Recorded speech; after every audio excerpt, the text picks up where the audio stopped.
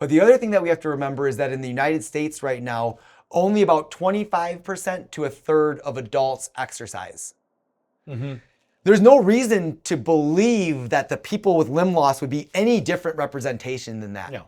It's not like we're looking at it's not like there's something it's inherent with exercise that causes people to lose limbs. So we're like, 100% of the people that lose limbs are going to qualify for these things, are going to need this, and are going to want to, let alone engage in exercise. Well, that's just not the reality. Right. We're still looking, even at that small percentage of the people that lose a limb, even smaller percentage of those people are really going to benefit from exercise.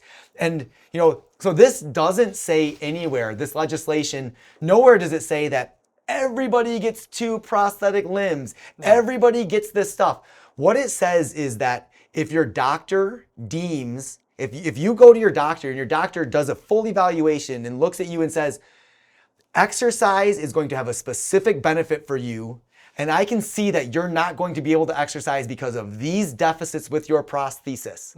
Now, there's hurdles to get through. We want these things. We do not want this to be something where people can abuse it. Yeah. The thing that would break my heart with this whole thing, the thing that would just make me sick to my stomach, is that you improve this access, you do this thing, and then you find out later that it's being abused, that there's fraud in it, that there's any of these bad things that could possibly make it even harder in the future for somebody else to get it. Right. So we're building in safeguards for insurance companies that, unfortunately, for people that need it, is a little bit extra. Right. But my whole thing is that with that, I think that's reasonable because it's reasonable to show that, hey, this person has the potential to do the activities that we're saying that we're building the device. And the follow through to go through with those things enough to not just be on a whim. I mean, how many of us wake up on January 1st and say, today's the day I'm going to exercise? I'm going to lose 30 pounds this year. And unfortunately, we see that that's not a real sustainable way to get into movement, right? Like those kinds of things, as much as it's born of desire, born of like a real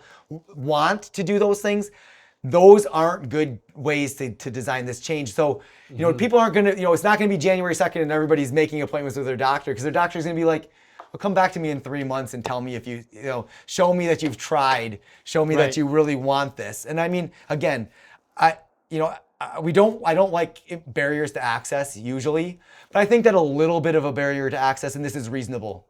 And just in that we don't want to see that abuse. And so keeping those things in is also an olive branch to the insurance companies to say, look, we're asking you to provide more coverage, but we're also want to work with you so that you can understand why this is so necessary and really understand when it's necessary, how it's necessary, and only be providing it in those cases.